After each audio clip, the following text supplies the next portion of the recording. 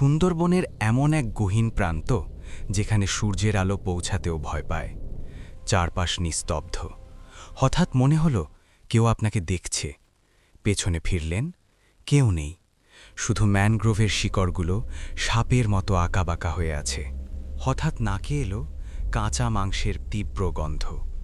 বাতাসের দিক বদলে গেল, আর ঠিক তখনই ঝোপের আড়াল থেকে বেরিয়ে এলো একজোড়া জলজলে হলুদ চোখ। এটা রয়্যাল বেঙ্গল টাইগার। আপনি তাকে দেখার অনেক আগেই সে আপনাকে শিকার হিসেবে বেছে নিয়েছে। ৩৫০ কেজির এই জীবন্ত যমদূত ঘাসের আড়ালে এমনভাবে মিশে থাকে যে গায়ের ওপর পা না দেওয়া পর্যন্ত আপনি টেরও পাবেন না। এর গর্জনের কম্পন আপনার পেশিকে অবশ করে দেবে, পালানোর শক্তিটুকুও হারিয়ে ফেলবেন। আর পানিতে ঝাঁপ দেবেন, এরা মাইলের পর মাইল সাঁতরাতে পারে।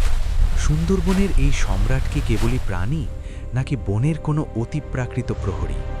মনে রাখবেন, এই অরণ্যে আপনি বাঘ খুঁজছেন না, বাঘই আপনাকে খুঁজে নিচ্ছে।